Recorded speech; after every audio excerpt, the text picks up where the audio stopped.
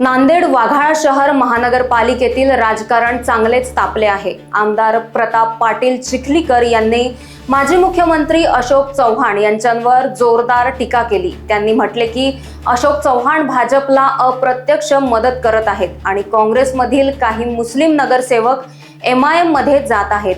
प्रताप पाटील चिखलीकर यांनी MIMला भाजपची बी टीम ठरवले असून नांदेडमधील निवडणूक स्पर्धेत राजकीय उथळपणा आणि सत्ता रांगोळीचे चित्र उघड केले आहे।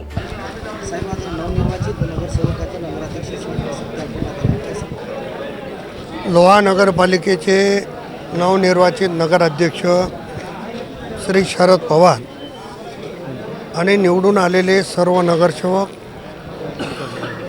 त्यांना पाठबळ देणारे माझे सर्व सहकारी या निमित्तानं माझ्या कुटुंबाची भेट घेण्यासाठी इथं आले। मी माझ्या कुटुंबाच्या वतीनं सर्वांचं मनापासून स्वागत केलेलं आहे आणि त्यांचे आभार पण मानलेले आहे। नगरपालिका ही मॉडेल बनवण्याच्या दृष्टीनं आमचा निश्चितपणानं प्रयत्न राहणार आहे। राज्याचे उपमुख्यमंत्री आदरणीय अजितदादा पवार साहेबांच्या नेतृत्वात लोहा शहराची विकासाची कामं कशी मार्गाला लावता येईल, मागच्या काळात जी झाली नाही, कदाचित माझा एक काळ असेल त्या काळात झालेली नसतील कामं, ती पण कामं करून स्वच्छ आणि सुंदर लोहा करण्याचा आमचा मनोदय आहे। येत्या 2 ते 3 दिवसामध्ये महानगरपालिकेच्या अनुषंगाने फॉर्म भरण्यास सुरुवात होणार आहे। महायुतीचा अद्याप फॉर्म्युला ठरला नाही। असं आहे की महायुतीच्या संदर्भात राष्ट्रवादी काँग्रेसने भारतीय जनता पक्ष आणि शिवसेनेकडे प्रस्ताव दिलेला होता।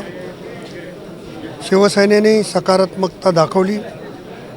या संदर्भात शिवसेनेचे नेते हेमंतभाऊ पाटील आणि माझी बैठक पण झाली आणि मला वाटते की आज उद्यापर्यंत याच्यामध्ये निश्चितपणानं आम्ही पुढे जाऊ। जे सोबत आले त्यांचं स्वागत आहे, सोबत नाही आले तर स्वतंत्रपणानं राष्ट्रवादी काँग्रेस लढेल। भारतीय जनता पक्षाने प्रस्ताव दिलेला नाही, त्याच्यामुळे त्यांचा विषय मला वाटते संपल्यात जमा आहे। काँग्रेसचे 10 नगरसेवक MIM मध्ये दाखल झाले, ते अशोक चव्हाणांची खेळी मानल्या जाते। याकडे अशोक चव्हाणांना हिरवा भाजप करायचा आहे आणि जनता देखील ओळखून आहे की MIM कोणाच्या इशाऱ्यावर चालली आहे, कोण त्यांच्या पाठीमागं पाठबळ देते हे मी सांगण्याची गरज नाही। देगलूर नाका भागातून अनेक सहकाऱ्यांचे मला फोन आले, हमारे इधर भी अभी हरा भाजप बढ़ रहा है। ही जी भूमिका आहे ते खरं तर ज्यांनी हे करायला लागले त्यांच्या नेतृत्वाचं अपयश आहे की एवढे वर्ष राज्य करून त्यांना त्या भागात उमेदवार मिळत नाहीत, ही शोकांतिकाच आहे। दोन्ही राष्ट्रवादी एकत्र येण्याची चिन्ह आहेत।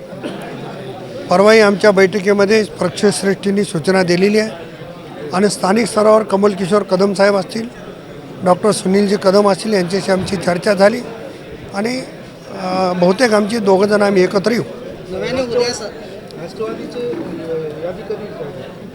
आता उद्या सुट्टी आहे, आज काय घडामोडी होतात ते बघू। आम्ही उद्या, आमची तयारी आहे पण आम्ही उद्या जाहीर करण्याच्या मनस्थितीत आहोत। नाही, आज आमची शिवसेनेच्या सोबत बैठक होईल, त्यांच्यासोबत युती झाली तर त्यांच्यासोबत करू। आमचे अध्यक्ष वंचितच्या मंडळीला जाऊन भेटले, वंचितच्या मंडळीने हात पुढे केला तर त्यांच्यासोबत बसू आणि शरद पवार साहेबांची राष्ट्रवादी आणि दादांची राष्ट्रवादी एकत्र येईल।